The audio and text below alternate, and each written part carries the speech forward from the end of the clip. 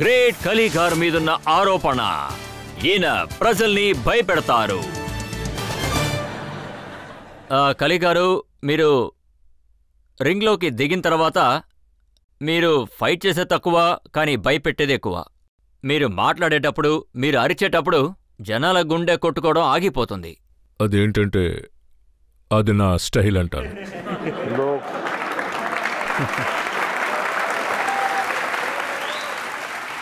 ఒక్కొక్కరికి ఒక్కో స్టైల్ ఉంటుంది.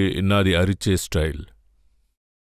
తర్వాత ఇంకొకరున్నారు, అండర్టేకర్ కళ్ళతోనే బెదిరిస్తాడు. అలాగే ఇంకొకరు ఉన్నారు. ప్రతి ఒక్కళ్ళకి వాళ్ళ స్టైల్ అనేది ఒకటి ఉంటుంది. ఆ విధంగానే వాళ్ళు అలా బిహేవ్ చేస్తారు. మీరు మా ఆడియన్స్కి ఒకసారి అరుస్తారా?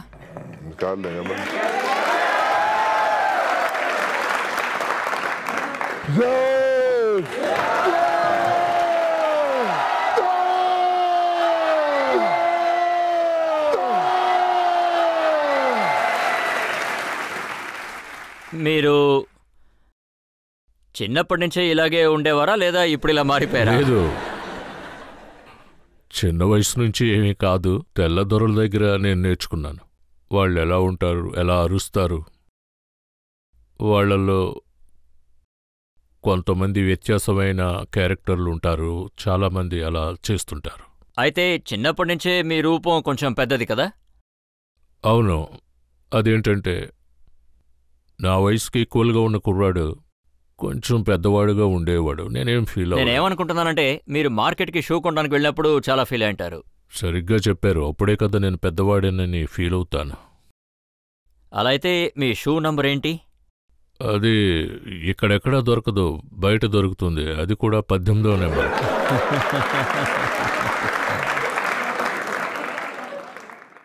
అలాగే నేను ఏం విన్నానంటే మీరు ఎక్కువగా తింటారు అని. బాగానే తింటాను. ఏం తింటారు? నాకు కొన్ని సప్లిమెంట్స్ ఉన్నాయి. అలాగే నేను శాకాహారం ఎక్కువ తింటాను. అదేంటంటే పప్పు, ఆకుకూరలు, చపాతి, రైస్. ఆగండి, నేను చెప్తాను, మీరు ఇబ్బంది పడుతున్నారు. నేను సిగ్గుపడతాను, మీరు చెప్పండి. నాకొచ్చిన సమాచారం ప్రకారం మీరు 5 లీటర్ల పాలు తాగుతారు, 3 కిలోల చికెన్ తింటారు, 30 చపాతీలు తింటారు, ఆ తర్వాత కొంచెంగా ఒక 1/2 కిలో డ్రై ఫ్రూట్స్ తింటారు. అలాగేం కాదు, కానీ అది మామూలు మనుషుల కన్నా కొంచెం ఎక్కువే తింటా. అందరికీ అర్థమయ్యేలా నేను చెప్పలేను. బట్ నాకు చెప్పచ్చు కదా? అదే కదా చెప్పాను. పప్పు, చికెన్, కాయగూరలు ఇవన్నీ తింటాను. తర్వాత ఫుడ్ సప్లిమెంట్స్ ఎక్కువగా తీసుకుంటా.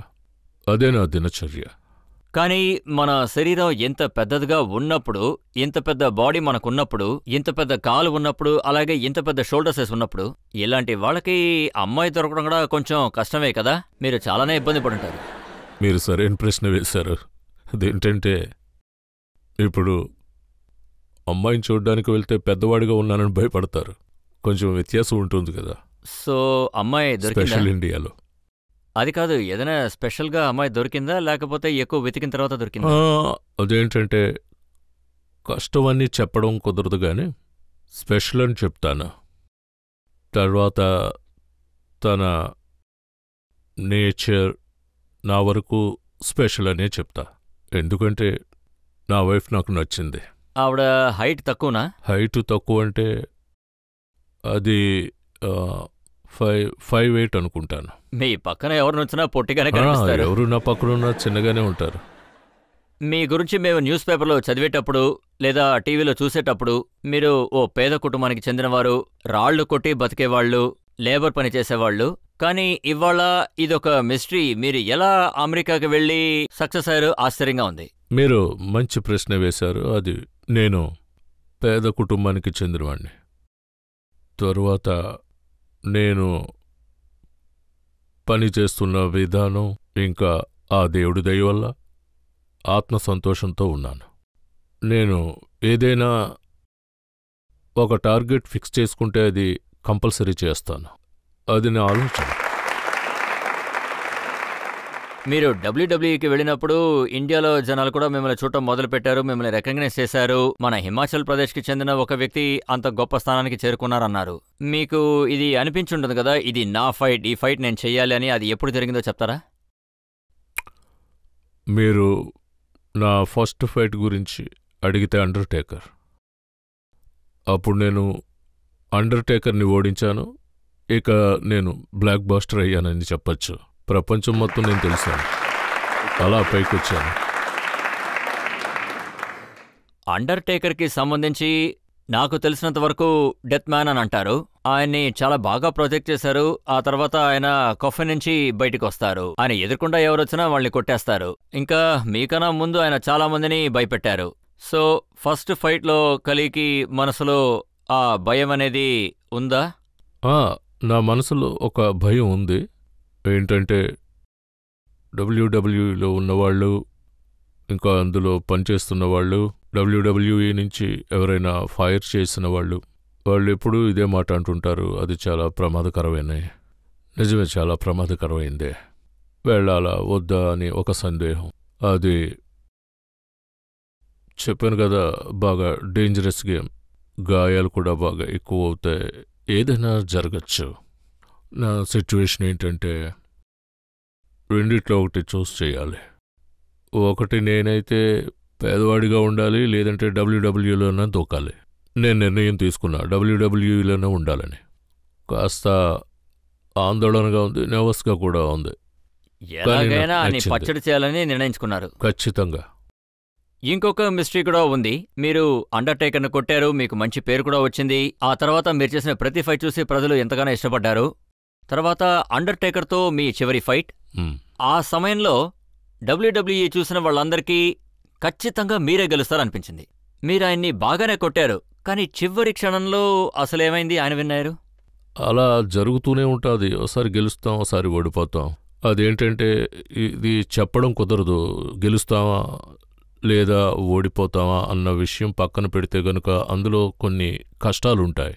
అలాగని ఇంట్లోనే ఉండి ఏం చేయలేము అనుకుంటే అప్పుడు మన మీద మనకున్న నమ్మకం పోతుందంట.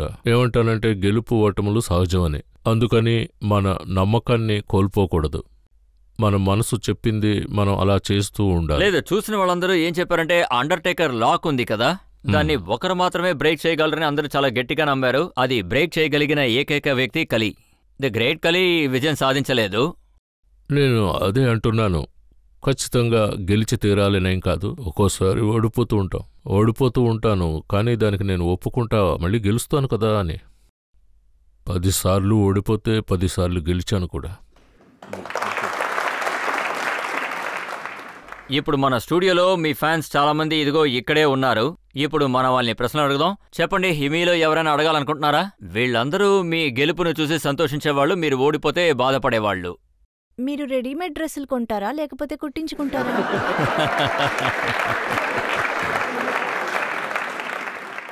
నేను స్పెషల్గా కుట్టించుకుంటాను. ఆర్డర్ పెట్టుకొని అలా కుట్టించుకుంటా. కానీ మోస్ట్లీ నాకు నా సైజ్ బట్టలు దొరుకుతాయి. అదేంటంటే అమెరికాలో బిగ్ అండ్ స్టాల్ స్టోర్ ఉంది. అక్కడ ఎంత లావుగా ఉన్న వాళ్ళకైనా వాళ్ళకి బట్టలు దొరుకుతాయి. నేనైతే కొంచెం స్టైల్గా ఉన్నవి చూసుకుంటా, నా బాడీకి సరిగ్గా ఫిట్ అయ్యేవి. ఇది మీ స్టైలా? కాదు, అది స్టైల్ కాదు, నా బాడీకి సెట్ అయ్యే విధంగా ఉండాలి. కొంతమంది అయితే ఉంటారు, వాళ్ళు వేసుకున్న టీషర్ట్లు ఇక్కడి వరకు ఉంటాయి. ఇక ఇంత పెద్ద టీషర్ట్లు వేసుకుని నేను ఇండియాకు వస్తే ఇక్కడ ఉన్నవాళ్ళు నేనేదో ఫ్యాషన్ షోకి వెళ్ళొచ్చాను అనుకుంటారు. అందువల్ల కల్చర్ వరకు నేను పాటిస్తాను. ఫిట్గా ఉండాలి, బాగుండాలి. మీ నిజమైన పేరు దిలీప్ సింగ్ రాణా కదా, మీ తల్లిదండ్రులు పెట్టిన పేరు. తర్వాత ఈ కలి అనే పేరు ఎక్కడి నుంచి వచ్చింది? కలి అంటే అక్కడ ప్రతి ఒక్క క్యారెక్టర్కి ఒక పేరు పెడతారు. అది అండర్టేకర్ పేరైతే మార్క్, రియల్ నేమ్. ఇంకా కేన్ ప్లేయర్ గ్లైండ్. నా పేరు దిలీప్ సింగ్ రాణా, గ్రేట్ కలి. ఈ కలి అనే ఐడియా ఎక్కడి నుంచి వచ్చింది? వాళ్లే నాకిచ్చారు, అదే డబ్ల్యూడబ్ల్యూఈ. నేనేం విన్నానంటే మీరు ప్రతిసారి జై కాళీని అంటారట, అందులోంచే మీకు కలి అని పేరు వచ్చిందట. లేదు, అలాంటిదేమీ లేదు. అయితే లేదు, అలాంటిదేమీ లేదు. కలి, ఆరోపణలు చాలా ఉన్నాయి, పర్వాలేదు, మీరేం భయపడకండి, మంచినీళ్ళు తాగండి. నేను మిమ్మల్ని మంచి ప్రశ్నలే అడుగుతాను. లేదు లేదు, అదేమీ కాదు. మీరు ప్రశ్నలు అడగండి, వాటికి నేను జవాబులు చెప్తాను. అయితే నేను భయపడాల్సిన అవసరం లేదు. లేదు కంగారేం లేదు.